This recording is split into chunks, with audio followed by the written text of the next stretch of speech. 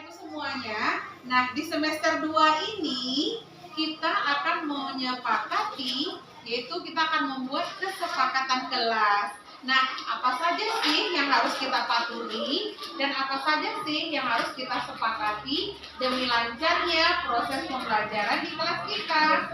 Nah, untuk itu kita akan membuat kesepakatan kelas. Anak-anak Ibu setuju tidak? Iya. Nah, kira-kira apa sih yang kita butuhkan? Apa sih yang perlu kita hindari demi kenyamanan belajar di kelas kita? Nah, itu kertasnya sudah Ibu berikan. Ayo, sekarang silakan tulis. Ya, silakan ditulis. Kita akan menyepakati bagaimana keyakinan kelas kita agar anak-anak Ibu semua bisa mentaati apa yang sudah kita sepakati bersama. Ya, ayo silakan Nak, silakan ditulis. Ya, kita akan membuat kesepakatan kelas, yaitu di kelas 3 SDN 30 Kota Gadang Bubur.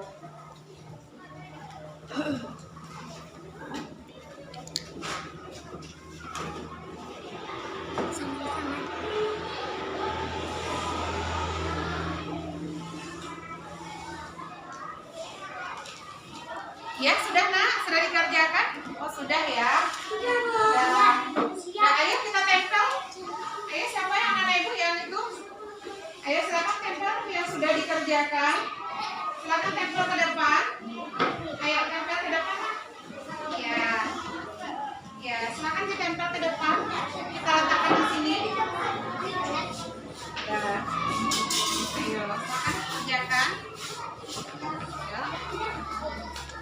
Nah, ini adalah kesepakatan kelas kita ya.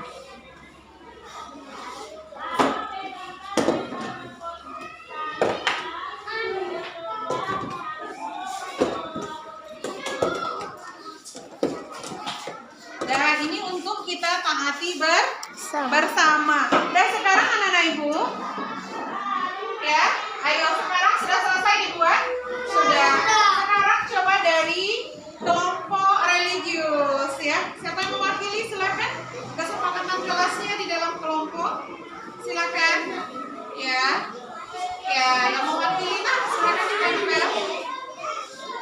Ya, silakan ditempel. Di situ saja sayang. Nah, diurutkan. Oke. Ah, iya. Dan lagi yang kelompok nasionalis. Ayo. Ya, integritas, mandiri, ayo. Mandiri. Bisa mandiri.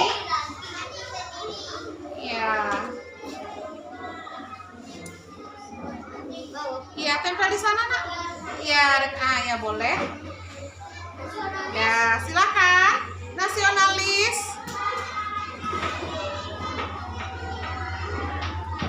Ayo, siapa lagi? Kelompok mana lagi?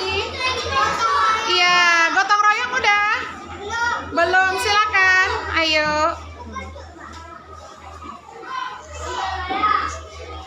Ya. Dan ya sudah jadi. Tepuk tangan dulu Nak. Iya. Selamat siang Bapak dan Ibu. Selamat siang Bu. Iya. Selamat siang Bapak dan Ibu. Salam sehat untuk kita semua. Alhamdulillah Allah telah memperkenankan kita hadir kembali di sekolah yang kita cintai ini, dan terutama adalah kita berkumpul pada hari ini dalam rangka implementasi konsep-konsep budaya positif. Itu yang akan kita mulai terapkan di sekolah kita secara bertahap. Nah, namun tak terlepas dari semua itu perlu dukungan dari segala pihak, terutama adalah dukungan dari kepala sekolah, rekan-rekan sejawat, dan yang lebih besarnya adalah kepala dinas Bapak dan Ibu. Baiklah, terima kasih atas kehadiran Bapak dan Ibu di sini. Sama-sama kita belajar ya Bapak dan Ibu, dan mohon maaf saya berdiri di depan Bapak dan Ibu bukan bermaksud untuk menggurui kita semua, karena di sini ada kepala sekolah dan guru-guru senior lainnya. Karena di sini kita pilihannya adalah belajar.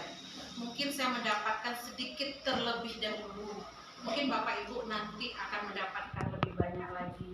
Dan tidak terlepas itu kritikan juga buat saya sendiri yang akan menyampaikan, karena di sini kita sama-sama belajar. Bukan berarti saya hebat duluan, saya pintar duluan, tetapi ini juga pembelajaran terutama untuk diri saya sendiri, bagaimana prospek guru ke depannya. Dengan diterapkannya budaya positif di sekolah kita, namun sebelumnya Bapak dan Ibu, itu kurikulum ini akan mengacu kepada pemikiran-pemikiran filosofi Ki Hajar Dewantara, yang mana sudah terkenal dengan 3 semboyannya, yaitu Ing Arso Sungkulodo, Ing Madio Lamunkarso, dan Keduri Handayani. Yang mana yang peran utama tidak akan terlepas dari memang kita harus menjadi teladan terlebih dahulu bagi anak. Apa yang akan diteladani oleh anak-anak kita Bapak dan Ibu? Memang sikap terutama sekali. Seperti apa sikap tingkah laku kita, seperti apa sikap berbicara. Nggak nampak ada orangnya? Merdeka dua era ya Bu. Iya, Merdeka belajar dua. Merdeka. Udah orangnya. Barang lah ya. Memang nggak terang.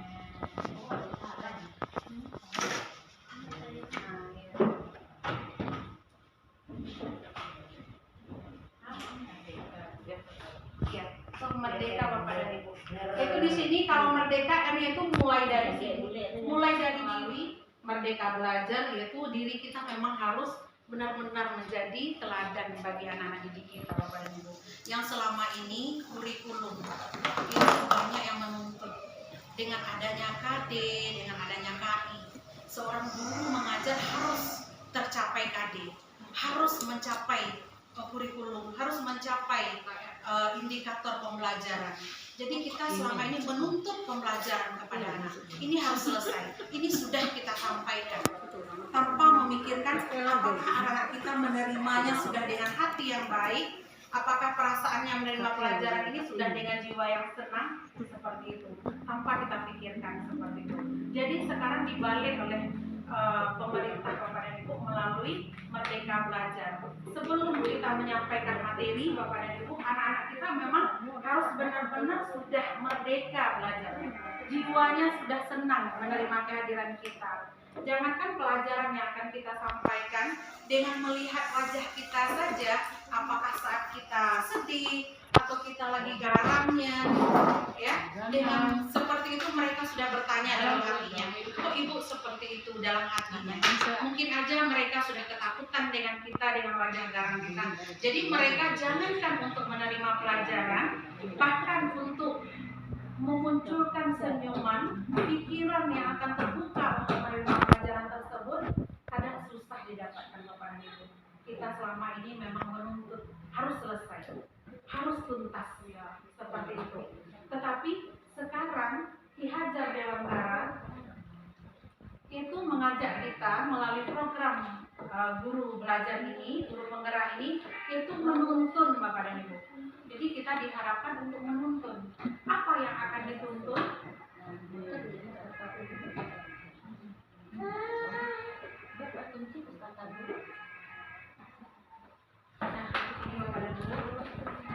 Yaitu kita akan mengembalikan yaitu kodrat zaman dan kodrat alam anak. Apa yang akan kita kembalikan Bapak dan Ibu? Kodrat alam anak. Sejatinya kalau kita seorang guru, apalagi kita di SD, itu kita kembalikan apa kodrat alam anak itu bermain. Jadi belajarlah sambil bermain dan bermainlah sambil belajar. Nah, sekarang apa yang digalakkan yaitu permainan-permainan tradisional daerah seperti gobak sodor, kemudian main congklak. Iya. Jadi itu yang digalakkan kembali Bapak dan Ibu. Malahan sekolah-sekolah yang sudah selesai guru penggeraknya angkatan 1 sampai angkatan 3 itu sekolahnya sudah mulai dibenahi. Malahan mereka langsung jadi diprogramkan sekolah penggerak. Nah, jadi sudah dibuat berbagai macam permainan di lapangannya. Misalnya permainan gobak sodor gitu ya Bu. kemudian permainan lompat-lompat itu apa namanya? Udah cabut Amen lori gitu ya Bu. Jadi sudah dibuat seperti itu. Jadi kalau pembelajarannya matematika, mau pembelajarannya apa, dibuatkan sekreasi mungkin sambil bermain. Jadi pembelajaran kita tidak monoton di dalam kelas, tetapi lebih banyak di luar kelas.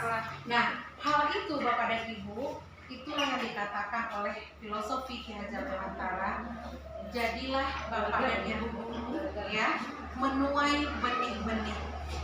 Yang mana benih-benih tersebut akan berkembang sesuai dengan tuntunan dari Bapak dan Ibu, dan kemudian tempatnya, apakah sawahnya atau ladangnya sudah mencukupi airnya, atau sudah benar-benar tanahnya sudah subur atau belum. Itulah sekolah kita, itulah yang akan digerakkan oleh kepala sekolah kepada kita semua.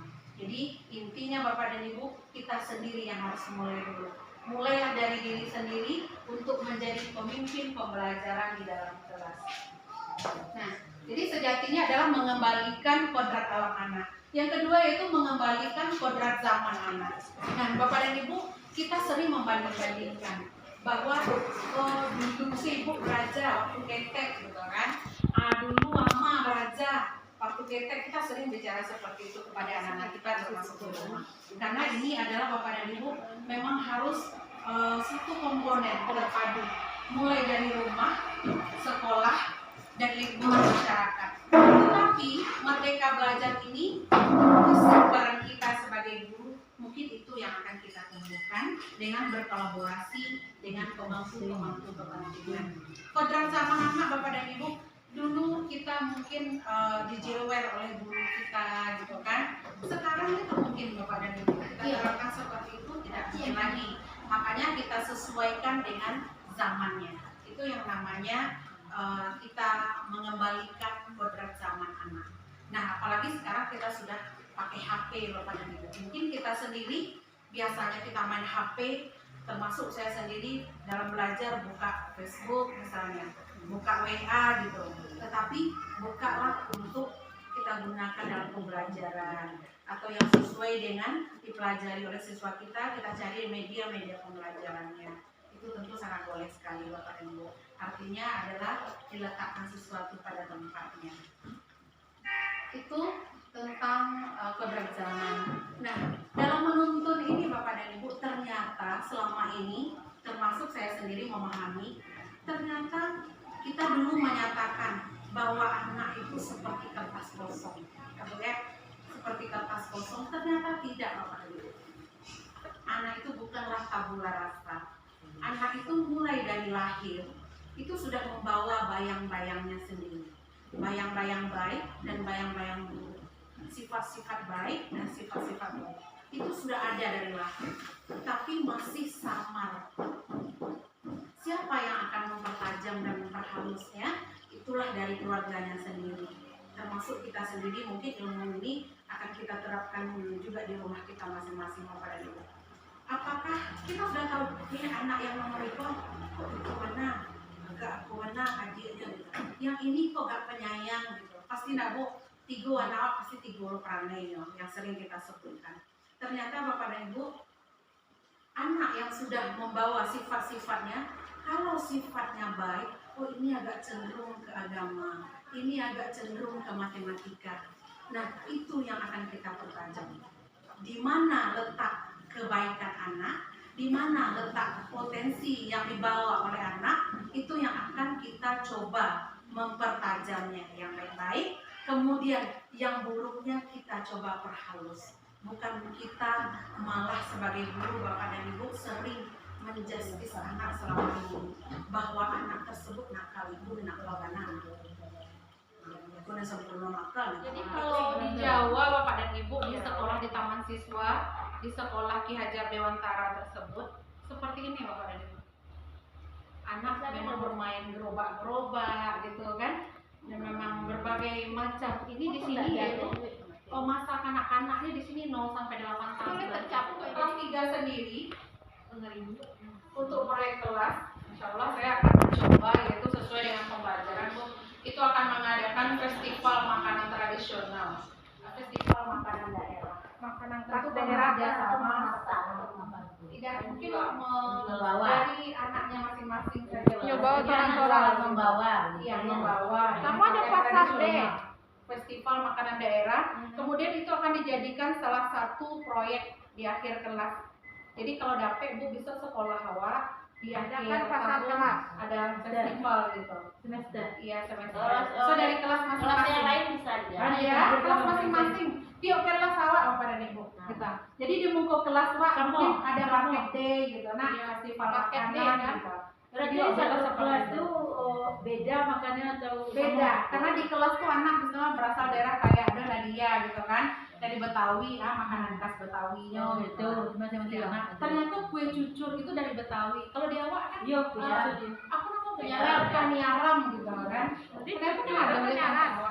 Jadi kan hukuman aristik maupun hukuman verbal. Nah, misalnya Pak Ibu, anak terlambat gitu kan. Terlambat gasko. Dengan berbicara seperti itu aja itu sudah kekerasan bagi anak, sudah hukuman bagi anak verbal. Padahal mereka dari rumah, apakah kita tidak berpikir mereka sudah ketakutan gitu? Ya, orang tua mendorong, ayolah biar terlambat daripada udah sekolah. Mereka anak kok dengan saran orang tua ini tetapnya ke sekolah. Tapi anak sampai di sekolah takut dari hati lah. Ternyata sampai sekolah memang terjadi yang ditakutkan. Yang mana Daerah daerah? yang terlambat kagak siko gitu kan.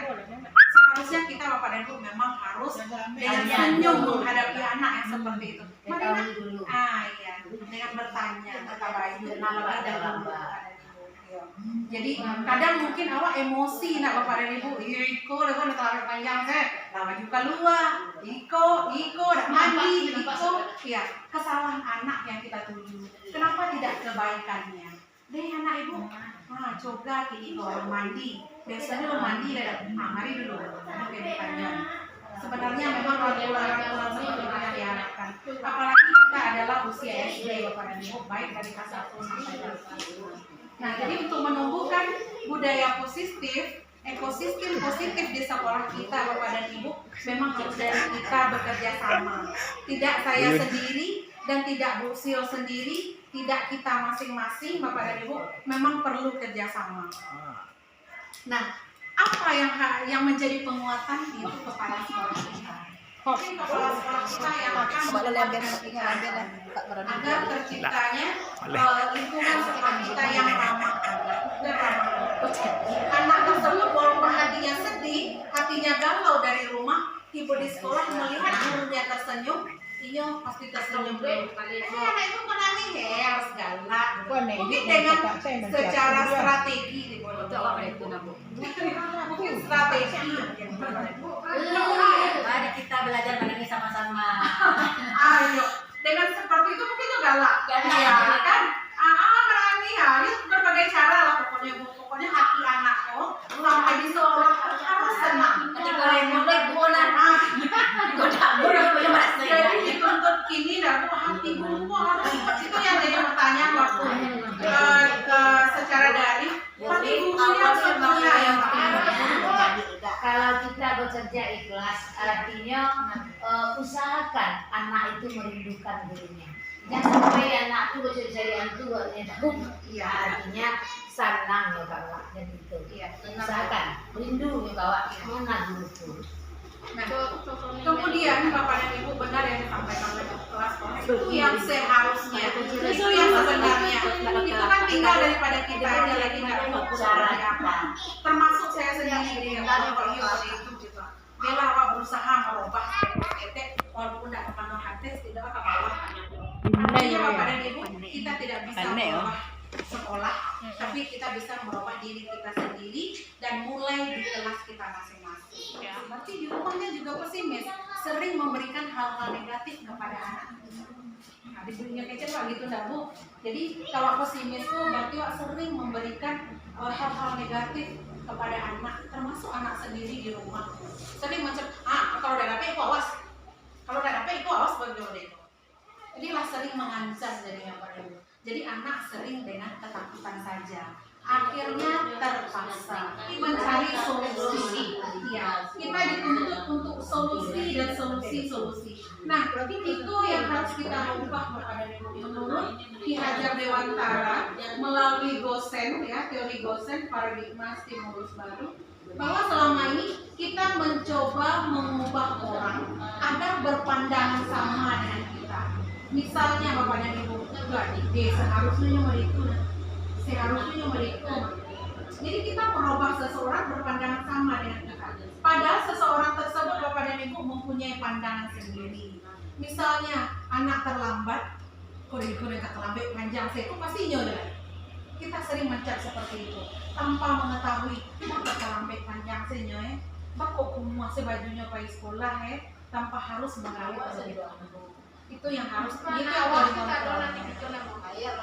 ya, termasuk awak Bu. Pak saling maksudnya gitu, sama-sama belajar. Kemudian perilaku buruk dilihat sebagai suatu kesalahan. Bapak dan Ibu, anak yang salah termasuk awak sendiri gitu, sering disalahkan orang gitu kan. Ternyata yo salah kebal. Ternyata Bapak dan Ibu itu memang suatu kesalahan ya, bersalah-salahkan orang lain gitu. Padahal teori kontrolnya adalah semua perilaku memiliki tujuan. Ada tujuannya seperti itu. Contohnya anak awak baca kak, bapak nak meninju kawan saya gitu kan. Anggur meninju le do. Nak main junjung sang tarik. Ternyata tanpa kita bertanya, telusuri Bapak dan Ibu, ada dendam, ada masalah di luar gitu. Bagaimana cara kita memecahkan masalah anak tersebut Bapak dan Ibu agar anak yang berbuat salah itu mengembalikan dirinya ke semula atau merasa dia menjadi pemenang. Itu akan sampai kepada segitiga restitusi. Itu Bapak dan Ibu, saya bisa mengontrol orang lain. Ternyata yang sebenarnya Anda tidak bisa mengontrol orang lain. Pemaksaan pada suatu bujukan yang gagal. Nah, kalau terpaksa Bapak dan Ibu artinya kita adalah membujuk dengan gagal, yang mana perlu solusinya adalah berkolaborasi, kemudian menciptakan pilihan yang baru. Kita jalan.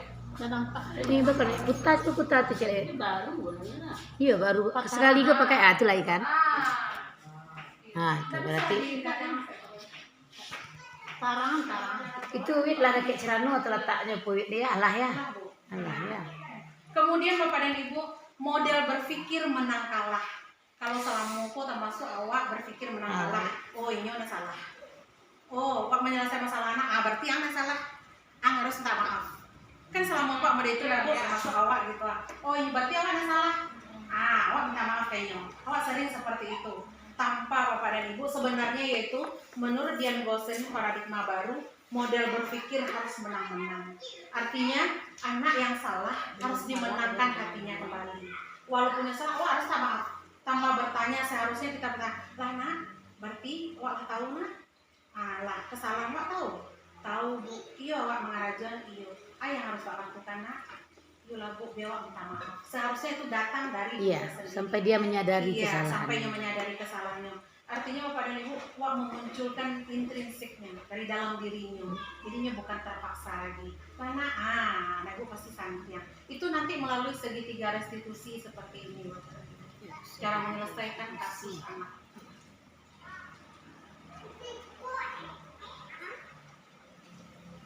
Jangan anak sampai membawa kekecewaan dan kekesalan. Dakwah masalah awak harus menerapkan segitiga restitusi dan calon grup penggerak Bapak dan Ibu itu harus mengamalkan sendiri. Malah harus dalam bentuk video yang. Jadi video-video yang waktu tersebut Bapak dan Ibu mungkin sebagai ilustrasi MOU. Itulah mulai lo terapkan dak Bu di tahun ajaran 4 tahun. Jadi wak suruh anak mencatat keyakinan kelasnya, kesepakatan kelas yang harus obey. Ibu yakin anak Ibu santiang sebenarnya. Jadi agar kelas belajar lancar, mau ada Ibu, misalnya Ibu kalau lama anak Ibu tetapnya senang belajar atau senangnya duduk gitu. Atau kalau nak berjalan lah gitu. Tapi tidak mengganggu teman. Hal-hal yang positif munculkan gitu. Kira-kira yang harus perbaiki yang harus ternyata kelas 3 lah bisa memunculkan seperti itu gitu Pak. Kalau tidak kelas tinggi rasanya udah gitu.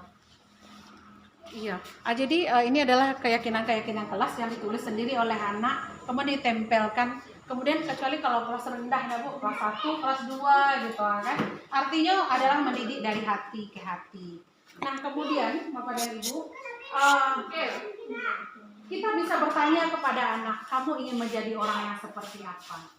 gitu, atau punya cita-cita yang pertama adalah beriman bertakwa kepada Tuhan Yang Maha Esa, berakhlak mulia. Nah, pembelajaran itu Bapak dan Ibu yaitu belajar sepanjang hayat. Bagi anak didik kita, belajar sepanjang hayat. Nah, beriman dan bertakwa kepada Tuhan Yang Maha Esa serta berperilaku berakhlak yang mulia. Artinya kita memang harus memperkuat anak untuk mengenal Tuhannya dengan sholat, dengan bacaan ayat. Kan sudah kita laksanakan dahulu. Mungkin kita pertajam kembali, mungkin dengan melaksanakan sholat duha berjamaah, bagaimana cara berwudu yang benar. Itu perlu kerjasama kita Bapak dan Ibu. Ternyata itu bukan beban dari guru agama saja, tapi semua kita Bapak dan Ibu untuk kepentingan agama anak-anak. Nah, berakhlak mulia ini tentu kita harus menjadi teladan seperti yang disampaikan tadi, menegur anak dengan cara yang kasih baca, dengan menerapkan banyak membaca buku.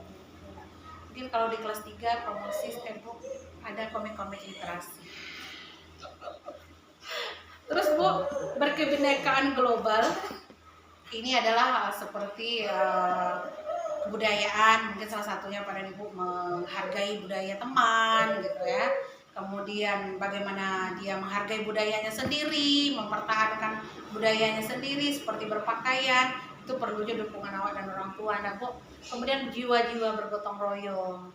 Kadang kawan lapan nek dia menyapu seorangnya mencandi ase gitu kan. Kalau nampak bagaimana? Ibu aja deh kawan nak seorang nyapu.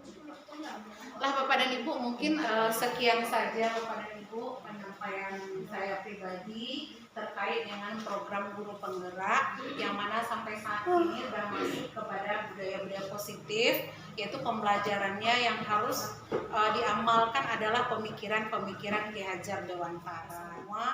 Sejatinya saya pribadi juga belajar sebenarnya bare menyampaikan kepada guru-guru senior kepada kepala sekolah gitu, tapi ini harus disampaikan terkait dengan program guru penggerak dan program nantinya kurikulum baru yang akan datang.